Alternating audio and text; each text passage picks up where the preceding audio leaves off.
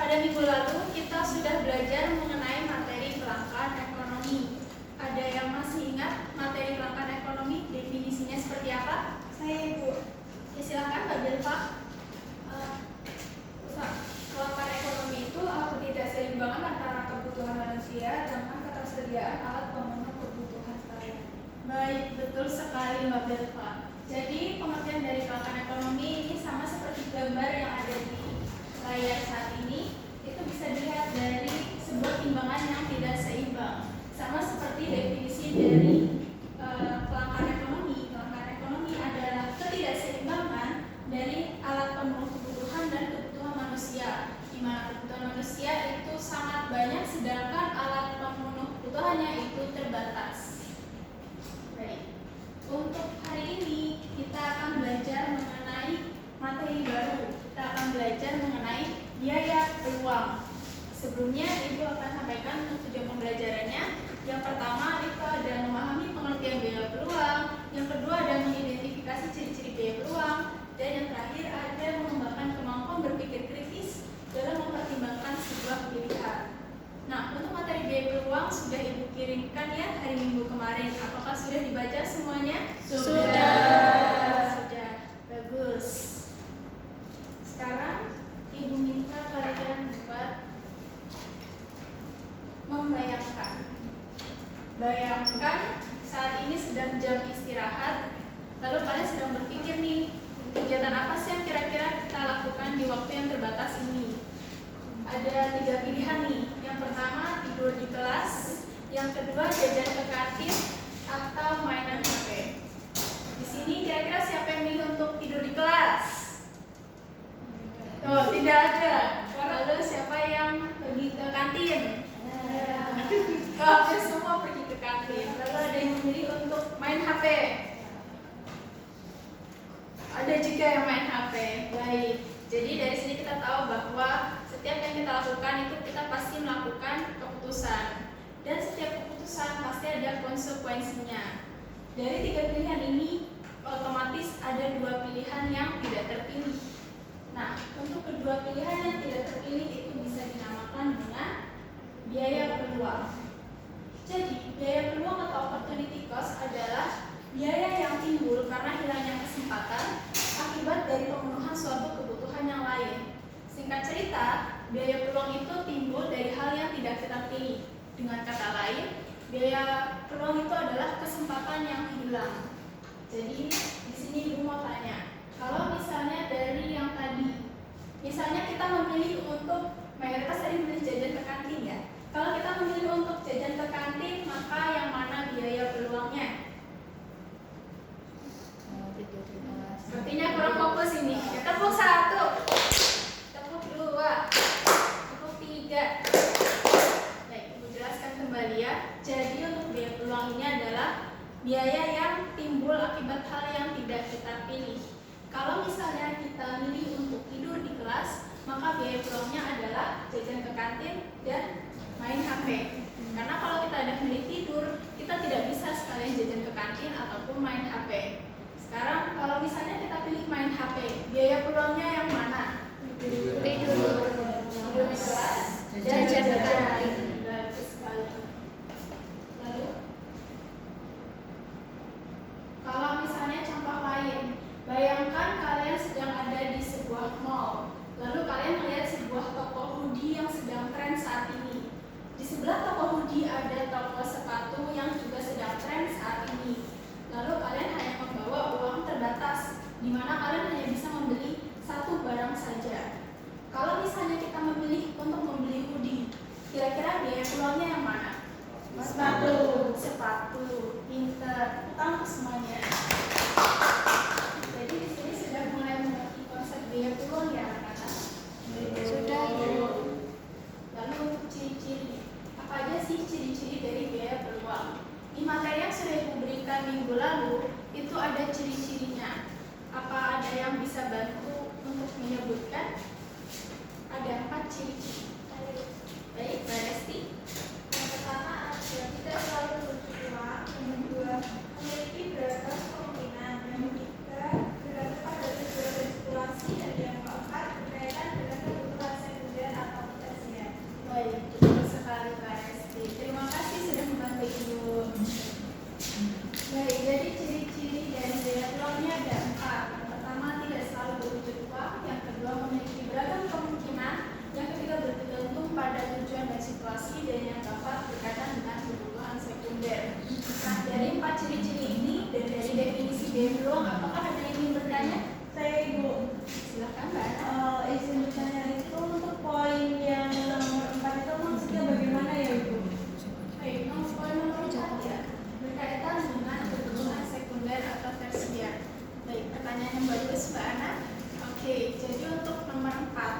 Ini, kita semua perlu tahu bahwa untuk kebutuhan primer seperti sandang, pangan, papan itu adalah pilihan yang sudah seharusnya kita penuhi terlebih dahulu.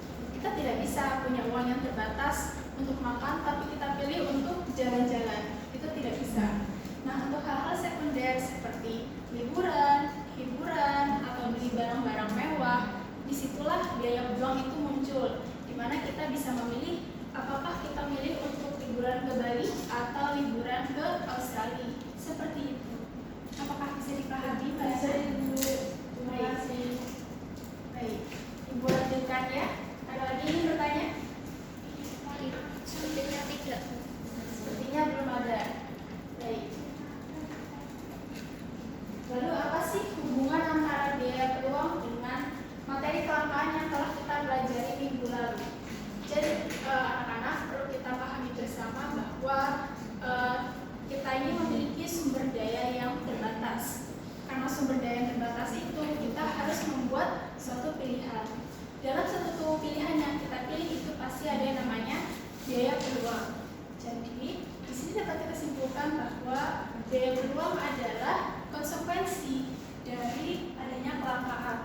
Karena kita punya sumber daya yang terbatas, maka kita harus membuat pilihan. Dari pilihan tersebut pasti ada hal-hal yang menurut kita berharga namun tidak bisa kita pilih. Begitu anak-anak. Untuk selanjutnya, Ibu mau kita sama-sama mendalami lagi tentang materi biaya peluang. Di sini sudah Ibu sediakan kertas yang nantinya Ibu akan bagi menjadi 3 kelompok. Oke? Jadi dengan 3 kelompok ini kita sama-sama belajar sebuah studi kasus. Studi kasus ini mengenai kelas 10 1 sedang mendapatkan sebuah proyek berkelanjutan, di mana ada 3 pilihan kegiatan nih. Kegiatannya yang pertama untuk kelompok 1 itu ada kesempatan edukasi daur ulang sampah di SD terdekat. Untuk yang kelompok 2 nanti akan mendapatkan menanam pohon di lingkungan sekolah. Dan untuk kelompok yang ketiga ada yang melakukan kampanye hemat energi.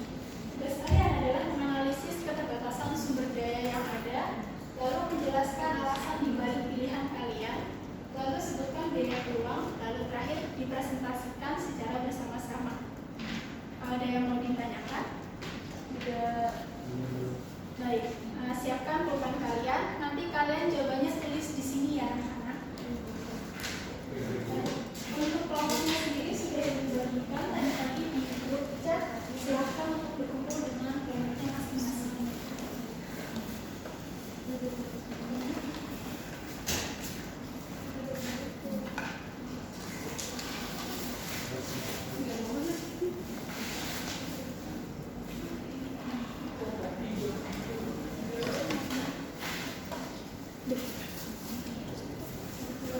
Bisa berkumpul sesuai kelompoknya ya anak-anak.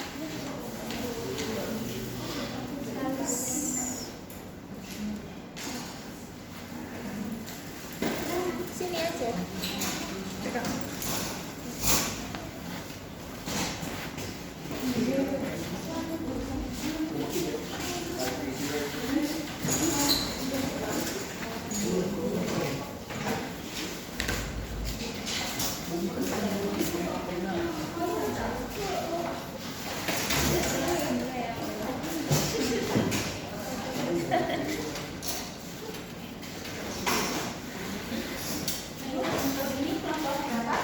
Kelompok 2 itu.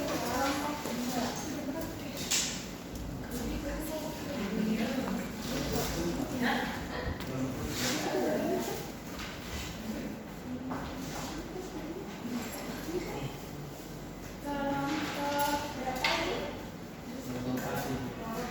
Kelompok 3.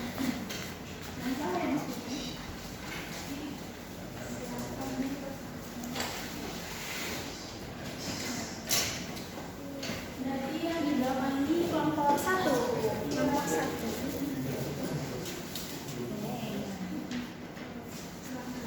Waktu untuk berdiskusi 10 menit cukup? Insya Allah. Insya Allah. Baik. Untuk diskusi bisa dimulai dari sekarang ya. Kalau ada yang merasa kesulitan bisa panggil di sini.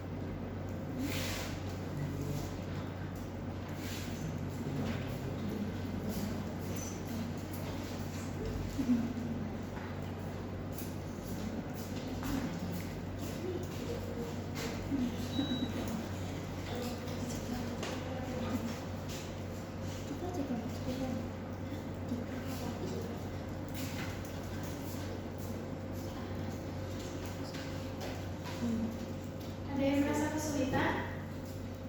Sembuh.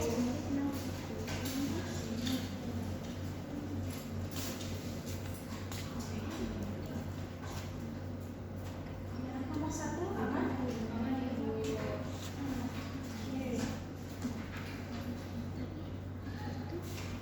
Kelompok 2 aman? Aman Bu. Nah, Kelompok 3 ada kesulitan?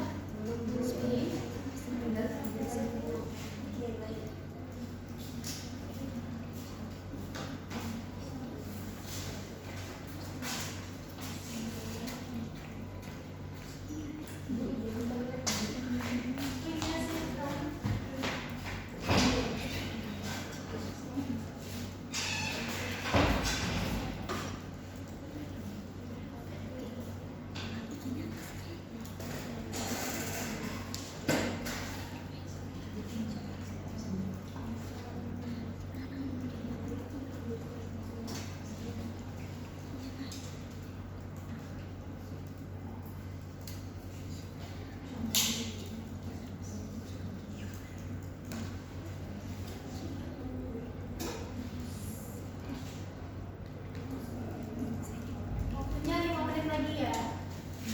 baik Bu. Cepat. Sudah selesai.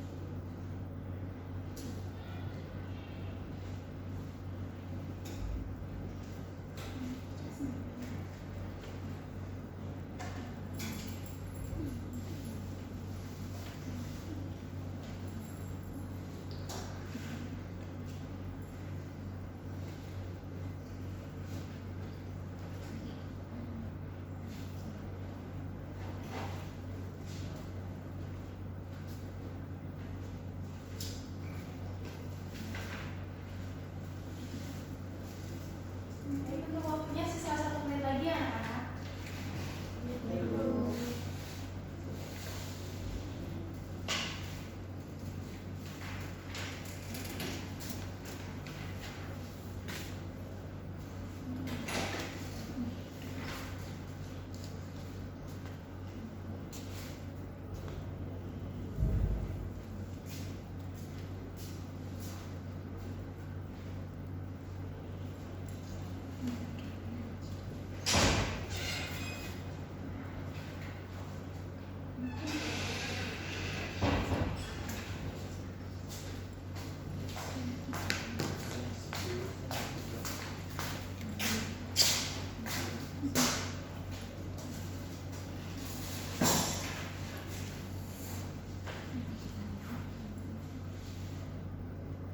Baik, untuk waktunya sudah habis. Setelah ini masing-masing kelompok akan mempresentasikan hasil diskusinya di depannya. Yang maju satu kelompok ya. Nanti setelah presentasi akan ada sesi tanya jawab. Baik, untuk kelompok 1, apakah sudah siap? Silahkan kelompok 1.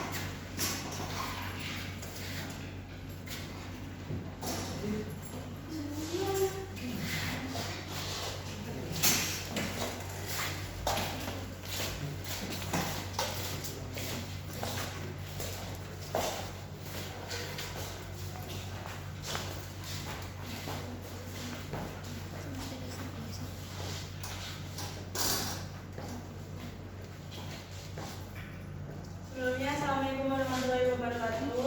Waalaikumsalam warahmatullahi wabarakatuh. Selamat siang teman-teman. Selamat siang. Di sini kami dari kelompok 1 akan mempresentasikan hasil diskusi dari kelompok kami terkait kegiatan edukasi daur ulang sampah di SD terdekat. Nah, untuk siswa A itu setelah melakukan diskusi bersama, kami melihat bahwa kegiatan ini memiliki beberapa keterbatasan sumber daya. Dananya itu hanya 500.000, waktu pelaksanaannya itu hanya 1 hari, dan tenaga kerja hanya terdiri dari kelas 10-1. Jadi untuk penghematan anggaran transportasi dan konsumsi akan ditanggung masing-masing siswa, dan kami akan menggunakan PPT dan video edukasi sebagai media untuk sosialisasi. Kalian bisa memperhatikan ya. Ya, dulu. Kemudian kegiatan akan dibagi dalam 2 sesi. Sesi pertama itu adalah sosialisasi tentang daur ulang menggunakan PPT dan video edukatif. Sesi kedua yaitu praktik membuat kreasi dan barang bekas seperti tempat pensil dari botol plastik atau gantungan kunci dari tutup botol dan kain pecah. Kami akan menyiapkan bahan bekas dan menyiapkan alat-alat sederhana seperti lem, gunting, dan kertas warna. Kami juga menyiapkan beberapa contoh karya sebagai inspirasi. Untuk siswa C, biaya peluang dari kegiatan ini adalah kami tidak bisa menjalankan program penghijauan atau kampanye energi, tapi kegiatan ini merupakan aktivitas nyata dan ada hasil karya, dan tentu saja pengalaman langsung yang lebih besar. Sekian presentasi dari kelompok kami. Apakah ada yang ingin ditanyakan? Saya mau tanya, Anissa? kan tadi disebutkan dengan dana 500.000 itu, apakah dari kelompok kalian cukup yakin untuk membeli bahan-bahan rekreasi? Bukannya alat-alat prakarya itu cukup mahal? Jadi kita tampung dulu ya. Selanjutnya, pertanyaan selanjutnya. Ada yang ingin bertanya? Silakan Mbak Gloria. Itu kan kegiatan buat kreasi barang bekas itu memang menarik, tapi itu berisiko nggak sih? Karena anak SD kan bisa sulit menggunakan alat kayak gunting atau lem. Terus gimana cara kelompok kalian mengantisipasi hal itu? Baik, terima kasih atas pertanyaannya. Mungkin akan dijawab oleh rekan-rekan. Baik, saya izin menjawab untuk pertanyaan dari Anissa, yaitu justru karena daya terbatas, kami tidak membeli bahan utamanya, melainkan membawa barang bekas dari rumah, seperti contoh botol air, kardus, dan juga kain pecah. Dan dana akan dialokasikan untuk pelengkap seperti lem, kertas warna, dan sedikit penampil. Apakah menjawab? Terima kasih. Kemudian saya akan menjawab pertanyaan dari Maria. Kami juga mempertimbangkan hal itu karena pesertanya anak-anak, kami akan membagi mereka dalam kelompok kecil dan setiap kelompok akan didampingi 1-2 anggota dari kami. Sudah, terima kasih. Apakah ada yang ingin ditanyakan lagi? Jika tidak ada, cukup sekian presentasi dari kelompok kami. Kurang lebihnya mohon maaf. Terima kasih. Wassalamualaikum warahmatullahi wabarakatuh. Waalaikumsalam warahmatullahi wabarakatuh. Untuk kelompok 2, silakan.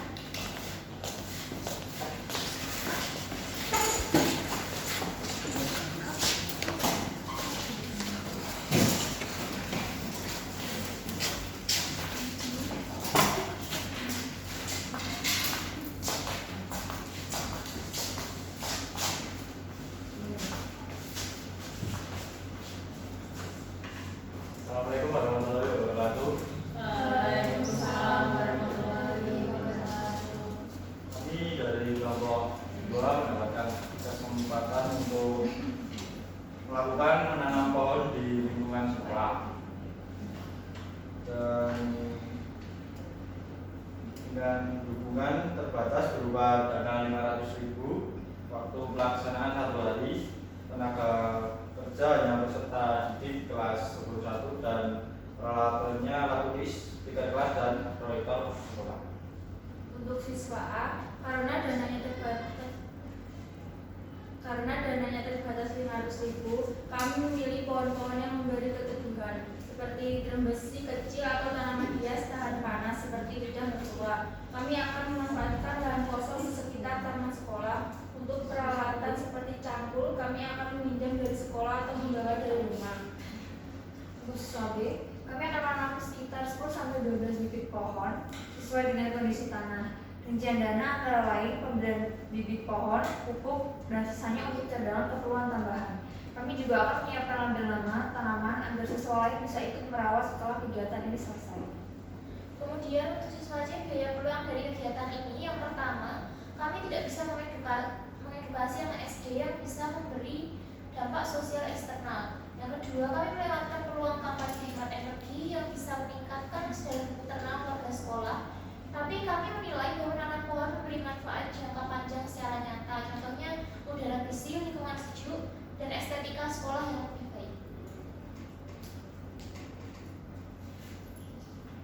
Untuk pertanyaan adakah yang ingin kita tanyakan?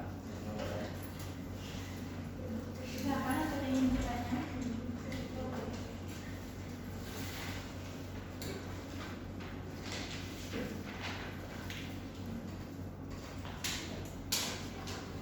Ayo nak, jangan malu-malu nak. Kita harus berani bertanya. Saya Ibu. Saya izin bertanya. Iya. Uh, saya berapa dengan Ibu Warna? Kegiatan kalian memang bagus untuk lingkungan, tapi kan penanaman pohon itu butuh waktu perawatan jangka panjang. Gimana kalau pohon-pohon itu tidak dirawat setelah ditanam? Baik, saya akan menjawabnya. Jadi kami itu juga mempertimbangkan hal tersebut. Karena itu kami berencana untuk mengajak semua siswa untuk ikut merawat secara bergiliran. Kemudian semisal tiap minggu ada kelas yang bertugas menyiram tanaman. Jadi kegiatan ini tidak berhenti hanya saat penanaman saja, tapi juga bisa jadi bagian dari biaya sekolah tersebut. Apakah sudah dijawab? Sudah, terima kasih. Apakah ada pertanyaan lain? Jika tidak ada, sekian dari kelompok kami. Assalamualaikum warahmatullahi wabarakatuh. Waalaikumsalam warahmatullahi wabarakatuh.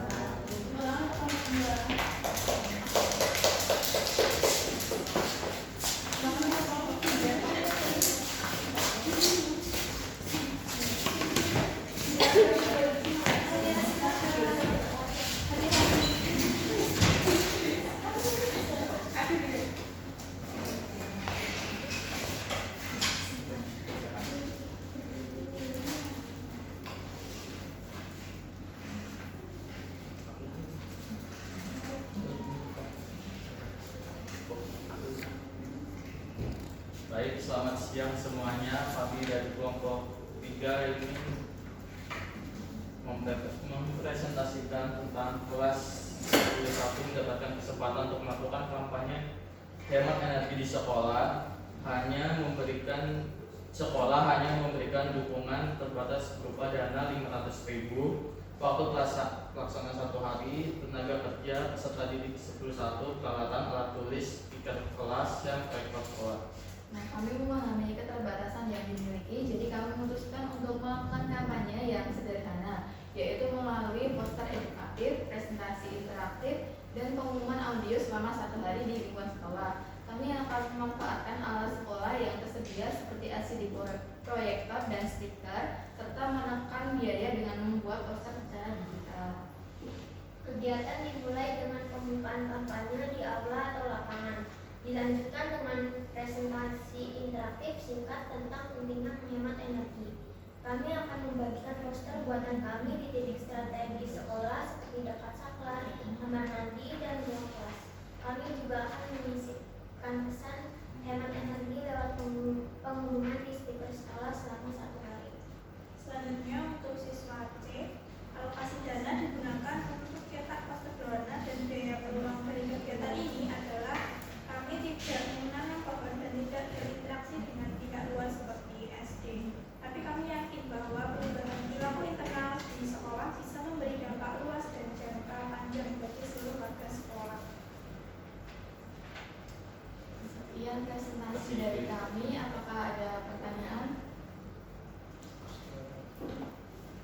Silakan Mbak Ayunda. Baik, saya Linda, korban dari kelompok 2. Ini tanya, gimana kalian ini masih ke sekolah ini benar-benar jadi hemat energi setelah kegiatan selesai? Kan untuk pelaksanaannya itu hanya 1 hari saja. Oke, betul. 1 hari memang belum cukup untuk mengubah kebiasaan. Kami menyerahkan materi kampanye Kopassus dan guru piket agar pengingatnya bisa diteruskan secara berkala. Selain itu, kami memilih media poster dan pengumuman audio karena bisa bertahan dan diulang. Jadi efeknya bisa tetap terasa bahkan setelah acara selesai. Sudah puas? Terima kasih. Baik, itu ada yang ingin bertanya kembali? Saya ingin bertanya. Perkenalkan, saya Atisha perwakilan dari kelompok 1 ingin bertanya, apakah penggunaan listrik dan juga proyektor untuk presentasi tidak justru bertentangan dengan semangat hemat energi kalian ya? Terima kasih. Saya akan menjawab karena jadi justru itu bagian dari tugas kami ingin menunjukkan bahwa energi boleh dipakai tapi harus tidak. Intinya bukan tidak boleh memakai listrik tapi harus tahu kapan harus menghemat. Dan sampai Pak Martin ingin bertanya kembali? Ada Baik, lagi? kalau apabila tidak ingin bertanya kembali, sekian presentasi dari kelompok kami. Wassalamualaikum warahmatullahi wabarakatuh.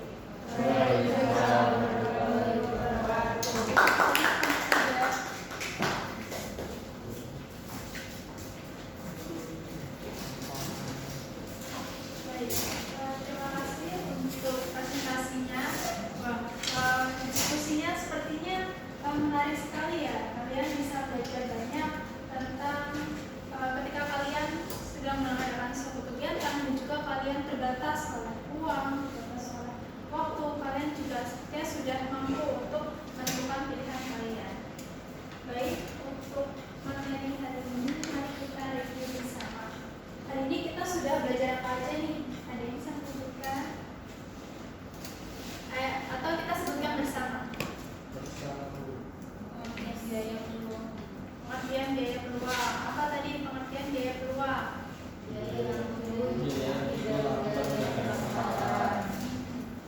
Oke, lalu setelah pengertian biaya peluang kita juga belajar apa lagi nih?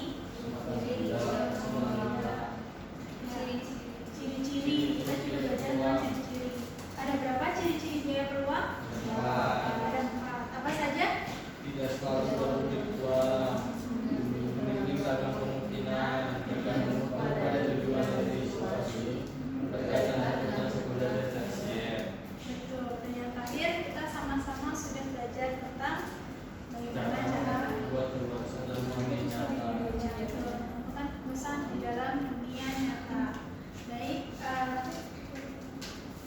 hari ini kita sudah belajar banyak ya anak-anak mengenai biaya peluang, mengenai kasus nyata apa itu biaya peluang.